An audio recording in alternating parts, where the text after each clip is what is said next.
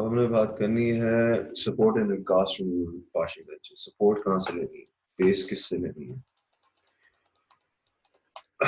ये सारे learning objectives हैं। सपोर्ट क्या है? The resistance to forces directed towards the basal tissue of the lying structure.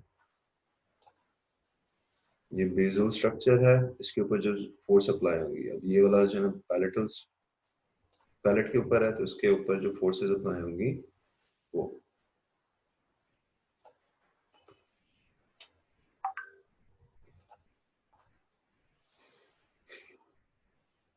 Resistance जो है ना, आपने क्या नाम है टुवर्ड्स द बेसल स्ट्रक्चर ना, अंडरलाइंग टिश्यू के सपोर्ट लेनी है।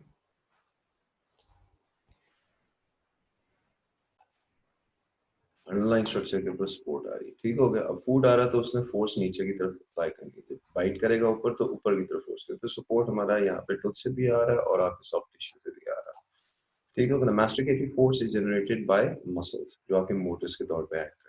जो आपके मास्टिकेटरी फोर्सेज हैं those will be generated by masticatory muscle, muscle temporalis muscle, bite करते हुए, खाते हुए, ये सारी चीजें। Supporting structures are mainly utilized by under occlusion, ठीक हो गया। अभी देखो वो what resist the vertical seating movement. Vertical seat करे तो यहाँ पे एल्वेओलर बोन है, उसके ऊपर जाके फोर्स अप्लाई होती है तो उसमें रिजॉर्प्शन वगैरह रेडनेस स्टार्ट होती है, ठीक हो गया। यहाँ पे ओक्लूजल रेस्ट या आपके सैडल एरियाज फोर्स करेगी, यहाँ पे आपका ये एल्वेओलर बोन जो है वो फोर्स करेगी, साथ में ओक्लूजन अगर आप इसके दांतों के साथ सपोर्ट लोगे तो, ठीक है। दांत आपके जो है रेजिस्ट करेंगे vertical seating movements, hard palate करेगा और residual alveolar ridge, mucosa and bone, ठीक है। ये चीजें हैं जिससे आपके resist to the vertical movements. Various types of supporting structures available in cast partial dentures. Cast partial dentures या implants से support ले सकते हो, ये आपका ball and socket वाले हैं, different mechanisms हैं, ठीक है। Teeth से ले सकते हो, implant से ले सकते हो, hard palate से ले सकते हो और residual alveolar ridge, mucosa and bone, ठीक है। Tooth supported periodontium है, ठीक है। Tooth versus implant, टूथ के अंदर क्या हो रहा है कि सीमेंटम बोन पेरिडोंटल लिगामेंट, इससे आपसे सपोर्ट मिलेगी, लेकिन इम्प्लांट के अंदर आपके osteo of bone function ankylosis, basically bone जो होती है वो हार्ड रहती है around the junction of epithelium में hemidesmosomes and basal lamina, lamina lucida and lamina tensa. इसमें हेमीडेस्मोसोम्स और बेसल लामिना, लामिना लूसिडा और टेंसा, सब lamina lucida zones. Connective tissue 13 groups are perpendicular to the tooth surface. इसमें दो groups हैं सिर्फ parallel और circular fibres, no attachment to the implant surface and the biological width इसकी ये है, इसकी 1.8 मिलीमीटर।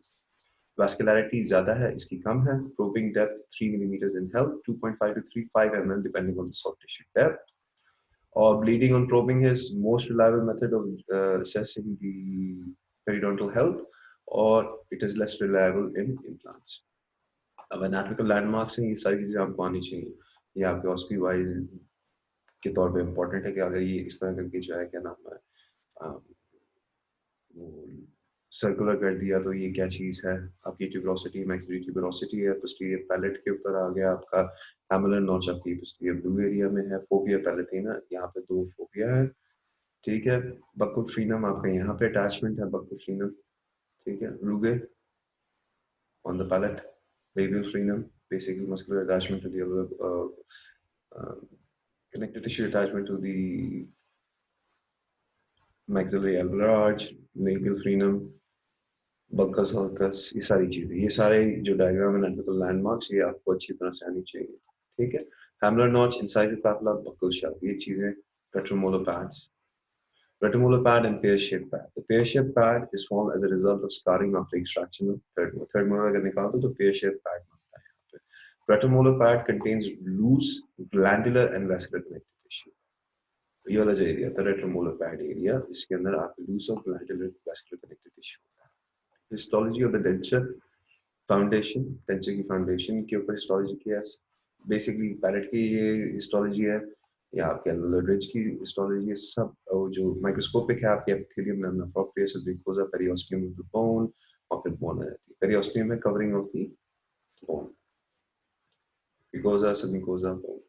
अब सपोर्टिंग एरिया टीथ है, periodontal area 45 centimetre square, residual alveolar ridge की मैक्सिला के अंदर जो है आपको 22.96 और मैंडिबल की 12.25 सेंटीमीटर स्क्वायर, ठीक है। तो सपोर्टिंग एरिया जो है टीथ के ज्यादा होते हैं in comparison to the alveolar mucosa.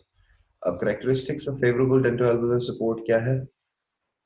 Teeth structurally sound होने चाहिए, एनाटॉमी जो है कौन सी फेवरेबल है, रूट सरफेस एरिया ज्यादा हो तो ज्यादा favourable, morphology multiple divergent roots है तो वो ज्यादा इसकी मल्टीपल, अगर आप जो है रूट्स हैं तो बेहतर है ये single root, multiple root definitely ज्यादा स्टेबल होगा, डाइवर्जेंट रूट्स ज्यादा स्टेबल होती है in comparison to conical roots, crown और रूट रेशियो ज्यादा, क्राउन कम होना चाहिए, रूट ज्यादा होनी चाहिए, और एक्सियल इंक्लिनेशन ताकि उस पर जो फोर्सेस पड़े वो उसको डिस्लॉज वगैरह तो नहीं करे।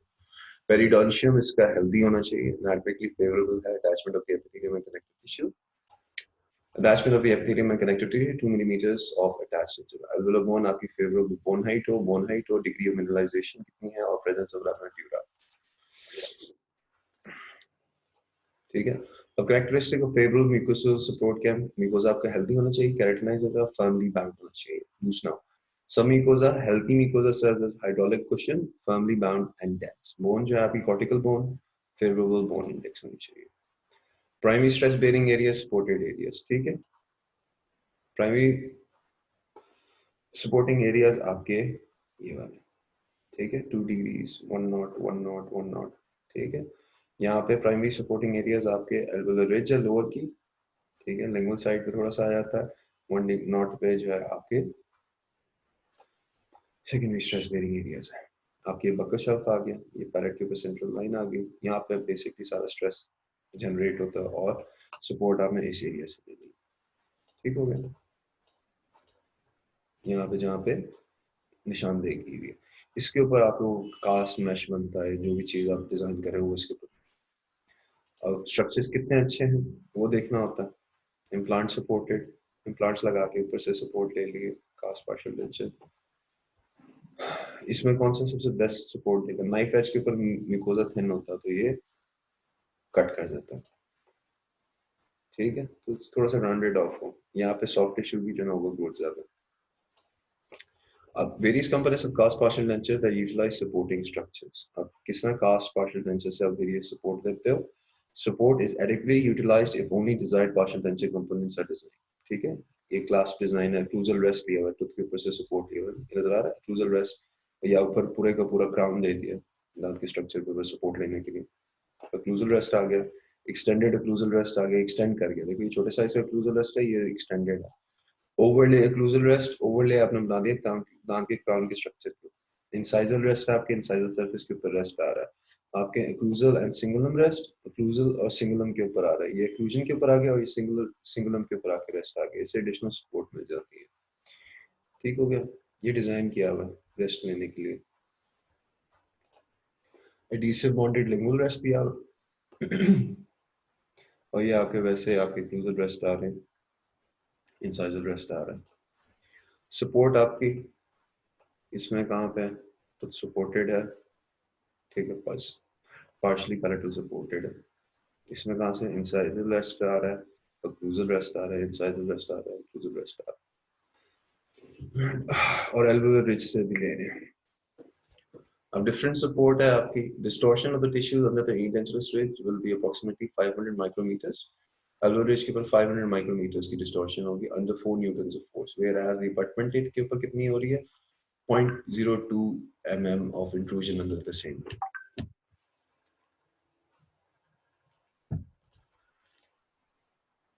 अब 0.2 मिलीमीटर की फोर्स जनरेट हो 0.5 मिलीमीटर की जेनस ऑफ टिश्यू, ठीक है। Problems with differential support, different support की प्रॉब्लम क्या हो सकती है, यहाँ पे टिल्टिंग आ सकती है occlusal load की वजह से, फल्क्रम इफेक्ट के साथ पिछले लेक्चर में जब किया था, non movable distal rest of the primary abutment might cause distal tipping, a movable rest with rigid clasp engaging the mesophacial undercut might tilt the tooth distal, ठीक है। A movable rest allows the rocking movement of the denture base. This might cause ulceration. Ulcerations हो सकती हैं, ulceration हो सकती है इस rest के नीचे, ठीक हो गया। टिल्ट हो सकता है आपका डिस्टली, अबटमेंट जो है ब्रेक हो सकता है अगर फोर्सेस आप प्रॉपर ना रखें। Strategies to address different differential support problems. With anatomical impressions, stress equalizers or stress breakers, flexible connectors between the denture base and dental direct retainer. Stress equalisers के साथ फ्लेक्सिबल कनेक्टर दे दो denture base और direct retainer के, ठीक हो गया। Movable joint between the denture base and the retainer using attachment. Attachments आ जाए आपके रिटेनर। रिटेनर क्या था? जिस टूथ से आप सपोर्ट ले रहे हो, जिसके ऊपर आप कवरिंग दे रहे हो। फिजियोलॉजिकल इंप्रेशंस के साथ क्या करोगे? Movable distal rest, T clasp type दे दो या कॉम्बिनेशन क्लास्प दे दो। विद मूवेबल मीजियल रेस्ट अगर मूवेबल है तो reverse circlet clasp, I bar clasp, क्रचुअल, आरपीआई क्लास्प और आरपीआई क्लास्प क्रॉल। ठीक है। Decrease the amount of occlusal force on the residual ridge, narrow occlusal table. ठीक है, narrow occlusal table रखोगे तो amount of occlusal forces residual ridge पे कम पड़ेंगी. Broad coverage of the residual alveolar ridge. Anatomical versus physiological impressions. Impression technique है, आपने वैसे impression लिया, physiological movements करवाई, ये difference है. Physiological impression record the tissues while slightly displaced.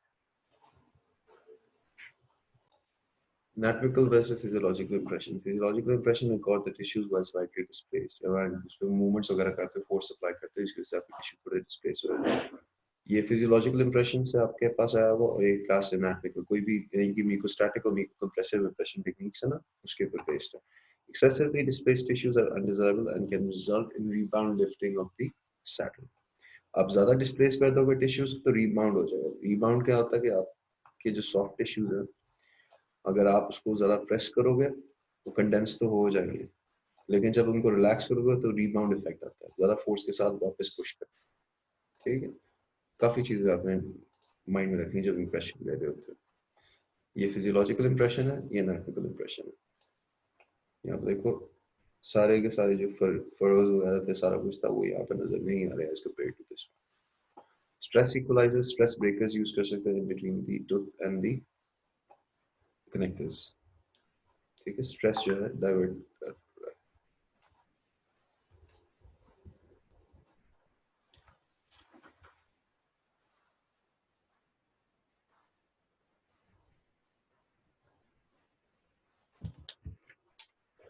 Stress equaliser, stress breakers. ठीक है, ये बॉल एंड सॉकेट है. Techniques for recording physiological impressions कौन से हैं? Before fabrication of cast frame में McLean's टेक्निक है, हिंटल्स टेक्निक है, two part impression technique. After fabrication of the class cast technique, altered corrected cast technique. After fabrication of complete prosthesis, functional relining आप करोगे. Mister McLean का क्या है technique? Primary impression are taken alginate and diagnostic cast is obtained. उसके बाद क्या? Special tray fabricated in cold cure acrylic that covers the residual ridge, sparing the teeth. इसको cover करेगा, spare करेगा teeth को. Occlusal rims are made in the special tray in the modeling plastic. Modeling plastic के ऊपर occlusal rims बना देंगे. The borders of the special trays are molded using low fusing impression compound. Low fusing impression compound borders के साथ mold करोगे और impression लोगे. The residual ridges are recorded under biting stress and accompanied by asking the patient to bite the rims fabricated over the special tray while the impression material sets. Low fusing impression compound is used to take this impression. Border molding techniques हैं जिसमें low fusing आपने borders में रखना है और impression. Once the residual ridge impression is completed, it is reseated in the mouth with alginate over the impressions taken in the stock tray. Alginate लेते हो, उसके साथ आपने impression ले लिया. Drawback क्या है? Tissues are overcompressed when led to either increased forces on the ridge if direct retainers are effective, or occlusal prematurities if the clasps are ineffective. Direct retainers अगर ineffective है तो increased forces. Occlusal prematurities है, clasp अगर ineffective है. The functional impression most likely be displaced while taking the alginate over impressions, thereby failing the purpose of this technique. Hindle's impression technique क्या है? Primary impression taken alginate, diagnostic cast obtained, special tray fabricated, cold cure, covers the residual ridge, sparing the teeth. Teeth को spare करके आपने cold cure के साथ ले लिया. The borders of the special tray molded using low fusing impression. Again, borders आपने low fusing के साथ करना है. The residual ridges are recorded in anatomical undisplaced state. This accompanied by the use of a suitable flowing wash material such as zinc oxide eugenol, impression paste, applying no pressure. Once the residual ridge impression is completed, it is reseated in the mouth and alginate over the impression is taken.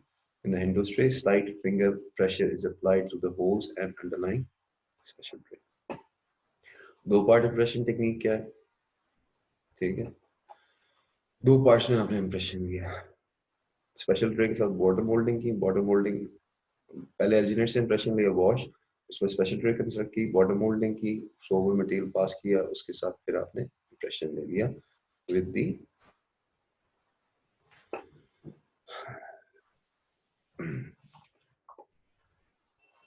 impression. Altered cast technique है fabrication of tray on the metal framework. Metal framework के ऊपर आपने tray बना दिया. Recording the impression using selective impression technique. Selective impression technique आपने tray के साथ ही ले ली. Cast alteration क्या करोगे? Functional relining क्या है? जब आपने बना लिया है, impression बन गया, इसके base को आपने trim करके इसमें functional relining material रखा और place कर दिया patient के मुंह के अंदर और आप उसकी relining करते हैं. Indicated with firmly bound minimally displacement code. T class with distal movable rest, ये टी क्लास पर है आपका टी शेप, ठीक है, और इसका जो डिस्टल एक्सटेंशन है वो मूवेबल है. Indicated when the retentive undercut is located in the distal facial surface, distal side पे और फेशियल सरफेस के ऊपर अगर है ना इस एंड पे, तो फिर of the abutment of on its gingival third area में, इस एरिया में अंडरकट अगर mesial directed force is well tolerated. As a result, sound contact with the adjacent natural teeth. Buttressing. Combination cast with distal movable rest. Distal side में movable rest है इसके. The wrought wire is soldered to the metal framework. ये वाले देखो ये. Indicated when the retentive undercut is located on the mesiofacial surface of the body. Mesial side पे और facial surface के ऊपर है इस end पे, तो इसमें आप combination class with distal movable rest हो. Class designed with mesial movable rest. Reverse circlet class पे पीछे से आता है, ठीक है. आई बार क्लास सिस्टम है, इसमें एक आई बार आ गई है और वो अंडरकट एरिया को एंगेज कर रही है. सर्कुलेट है आपके लिंगुअल साइड से एक्सटर्नल सरफेस पे आती है. आई बार क्लास पर जो आई शेप है और अंडरकट को एंगेज करती है, ठीक है. इसमें मीजियल मूवेबल रेस्ट है, जो रेस्ट वाला पोजीशन है वो मीजियल साइड पे मूव करेगा. अब रेस्ट लेने का क्या मैकेनिकल एडवांटेज है हमारे. The greatest movement occurs in the distal most end. जो greatest movements हो रही हैं लोड पड़ रहा है वो distal most end पे पड़ता है ज़्यादा. ये देखो यहाँ पे एंगल बन रहा है, ठीक है. इस एंड पे distal most end पे आपकी मूवमेंट आ रही है. Shifting the rest mesially directs the more vertical forces to the residual elbow ridge. Residual elbow ridge पे आप पे vertical forces पड़ती है. The residual elbow ridge is favorable, loaded, and resorption is. इसमें क्या residual alveolar ridge is favorably loaded and resorption is reduced. Resorption है ना, ज़्यादा force apply नहीं हो रही residual ridge के ऊपर as compared to अगर directly supported होगा, तो resorption इसमें कम होगी. The longer the edentulous area covered by the denture base, the greater the potential lever action of the abutment. अब abutment के ऊपर जो lever action हो रहा है, जितना भी posteriorly दान missing है उतना ज़्यादा इसके ऊपर lever action और ड्रिल करने की कोशिश करें. Mesial rest versus distal rest, notice a movement of arrows. ये mesial rest है, मूवमेंट इस डायरेक्शन mesial साइड पे आ रही है. डिस्टल रेस्ट है तो डिस्टल क्लॉकवाइज मूव कर रहा है और ये एंटी क्लॉकवाइज घूम रहा है, ठीक है. राइट साइड पे ये क्लॉकवाइज, mesial साइड पे डिस्टल पे है तो आपका एंटी, ये क्लॉकवाइज घूम रहा है, एंटी क्लॉकवाइज घूमता है अगर mesial रेस्ट. ड्रॉबैक क्या है, फूड पैकिंग, खाना फंसता है इसे.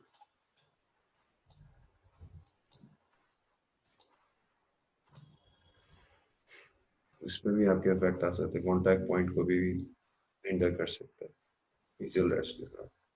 Affects the proximal minor connector on the biomechanics of distal extension. Extending the proximal plate to contact the greatest surface of the guide plane results in functional forces in horizontal direction. अब proximal plate को अगर आप क्या करोगे, extend करोगे, contact with the greatest surface area, ज़्यादा surface area के साथ contact में. Guide plane directs the functional forces in a horizontal direction. Horizontal direction में आपको forces disperse होंगी. Thus, the teeth are loaded with greater extent than 8 inches age. इसमें क्या हो रहा है, teeth के ऊपर force apply होती है. Reducing the contact area between the minor connector and the guide plane increases the ridge loading and distributes the Reducing the contact area between the minor connectors and the guide plane increases the ridge loading and distributes the occlusal forces between the teeth and the bridge more favorably. अभी आपकी guide plane आ रही है, जो line आ रही है अभी guide plane, ये आपका कनेक्टर है, ठीक है। इसमें देखो यहाँ पे स्पेस है, इसमें बिल्कुल भी स्पेस नहीं रखा हुआ। अगर इसमें स्पेस नहीं रखोगे दांत के ऊपर फोर्सेस ज्यादा पड़ेंगे। इसके आप बीच में फोर्स स्पेस आ गई एक कनेक्टर और उसके बीच में, तो अब ये रिज के ऊपर ज्यादा फोर्सेस अप्लाई, ठीक है। पोस्टीरियर टूथ साइज आपने देखना है। The total occlusal load applied may be reduced by using comparatively smaller posterior teeth representation of the right hand is. छोटे साइज के दांत लगाओगे तो फोर्सेस कम पड़ेंगे। Less muscular force will be required to penetrate the food bolus with reduced occlusal table high, occlusal table low, thereby reducing the supported forces on the supporting. The occlusal table high होगा उतना ज़्यादा supporting structure को strong होना चाहिए। अगर occlusal table low रखोगे, नीचे की तरफ रखोगे तो forces कम पड़ेंगे। ब्रॉड कवरेज स्नो शू प्रिंसिपल, ये बहुत इंपॉर्टेंट सवाल है, बहुत दफा पूछते हैं। जितना ज्यादा आपका ब्रॉड होगा, broad tissue coverage is better stress distribution. अब टिश्यू के ऊपर ब्रॉड कवरेज दी हुई, यहाँ पे कम दी हुई थी, यहाँ पे ज्यादा कर दी, ज्यादा टिश्यू के ऊपर कर दी। स्नो शू प्रिंसिपल है कि जिस तरह बर्फ के ऊपर अगर चलना है ना, अगर आप वैसे पॉइंटी शूज पहनोगे तो धस जाओगे स्नो के अंदर, और अगर ब्रॉड शूज पहनोगे और नीचे बेस इस तरह लगा दोगे, बड़ी बेस कर दोगे, तो फोर्स डिस्ट्रीब्यूट हो जाएगी। डिफिशिएंट सपोर्ट प्रॉब्लम्स को कैसे स्ट्रेटजीज हैं आपके पास। एनाटॉमिकल इंप्रेशंस के साथ स्ट्रेस इक्वलाइजर्स और स्ट्रेस ब्रेकर्स, जिसमें आपके flexible connectors between denture base and direct retainer, movable joint between denture base and retainer using attachments. अब फिजियोलॉजिकल इंप्रेशंस के साथ क्या करोगे, movable distal rest, T clasp देना है, combination clasp, movable mesial rest है, रिवर्स, ये basically decrease the amount of occlusal force on the residual ridge, narrow occlusal table curve. Broad coverage, residual ridge. Implants and differential support problems, factors influencing support of distal extension base. Support of distal extension base के क्या factors हैं? Contour and quality of residual ridge, extent of residual ridge covers the denture base, type and accuracy of impression registration, accurately fit of the denture base, जितना बेहतर होगा उतना बेहतर आपकी distal extension base support लेगी। This design of the removable partial denture framework और total occlusal load applied कितना हो रहा है। ज़्यादा serious problems कब है? Narrow ridges, ठीक है, long span areas, unilateral है ये, यहाँ पे alveolar bone की ridge की resorption हुई है अच्छी खासी। Rest क्या है? According to type of abutment, principal primary rest, auxiliary secondary rest.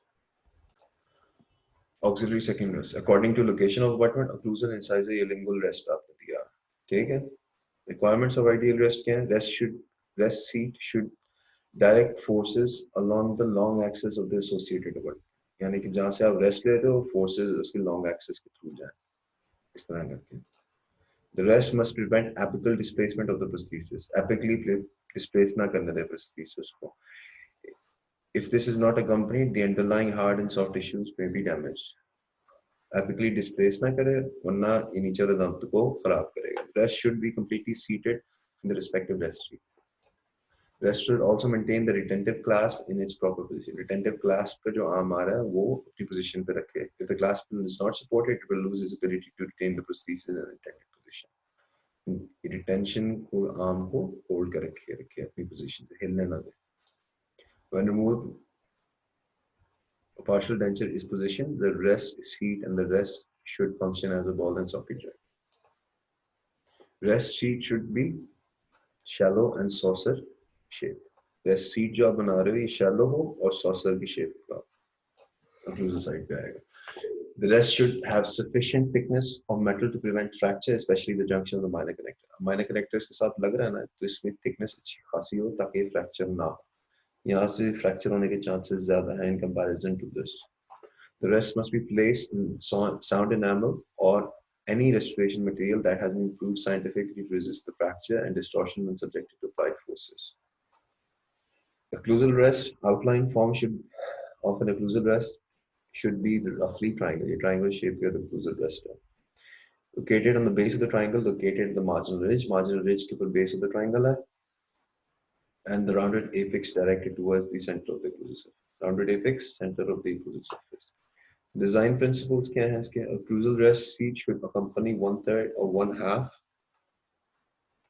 the mesial distal diameter of the aorta. 1/2 या 1/3. ये 1/3 वाला हिस्सा आ रहा है, या आधा पूरा कवर कर देता है of the buccal abutment, and approximately 1/2 of the buccolingual width of the tooth. Buccolingual tooth 1/3 हो, 1/2 हो, और 1/3 to 1/2 mesiodistal. Mesiodistally आधा आपका क्लूजल रेस्ट हो, हाफ तक है, या 1/3 हो. बक्कोलिंगुअली जो क्लूजल के डायमीटर है वो होने चाहिए half of the buccolingual width.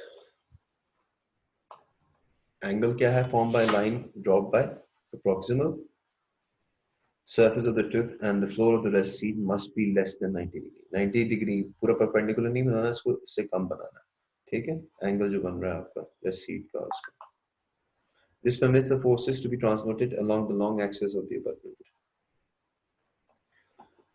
Angle greater than 90 degree transmits the destructive horizontal. अगर ये वाला एंगल ज़्यादा 90 डिग्री से ज़्यादा होगा तो horizontal forces इस पे साइड पे ज़्यादा पड़ेंगे. Inclined plane effect, ठीक है? Gliding motion through. The later phenomena may result in migration of the affected department. Migrate कर जाएगा, हिल जाएगा अपनी जगह से. The deepest portion of the occlusal rest should be located near the center of the mesial and distal fossa. From the point, the rest sheet should rise gently towards the marginal ridge. Rest sheet, marginal ridge से थोड़ा सा rise कर रहा है यहाँ से. An occlusal rest should be at least 0.5 millimeters in thick and thinnest point 1 to 1.5 millimeters thick where it crosses the marginal ridge. Thickness इसकी यहाँ से यहाँ तक कितनी होनी चाहिए? 1 to 1.5 mm. बनाने के steps क्या हैं? ये है occlusal rest बना दिया, दांत के ऊपर enamel का ही रखा स्ट्रक्चर, बस के साथ impression लिया, टेस्ट कर दिया. गाइड प्लेन के बाद ना है, गाइड प्लेन जब आपने फॉर्म कर ली, सर्वे पे लाइन बना दी आपने गाइड प्लेन को, उसके बाद आपने occlusal rest देना. Lingual या cingulum rest, lingual or cingulum rest seat should be V-shaped when viewed in cross section, or when viewed from the lingual section, the outline form of the lingual seat should be crescent shape, moon shape, crescent. Caution क्या? Cingulum rests are used primarily on maxillary canines.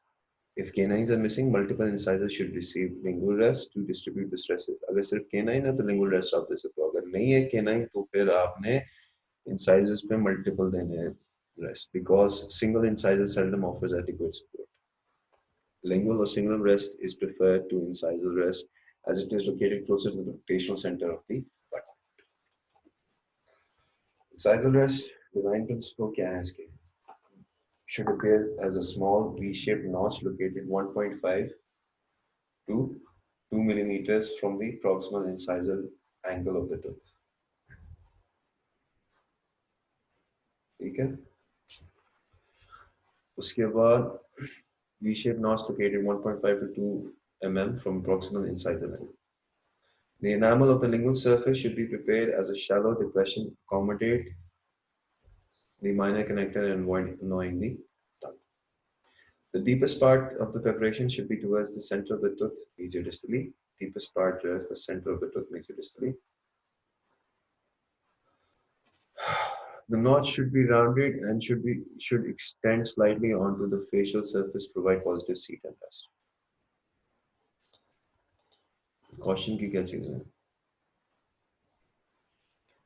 If the cast restoration is planned for anterior, the abutment and incisal rest is not indicated. The lingual rest should be used instead. Incisal rest are most frequently used in mandibular canines, or most may be used in maxillary canines. Not indicated on incisors except if stabilization of the incisors is indicated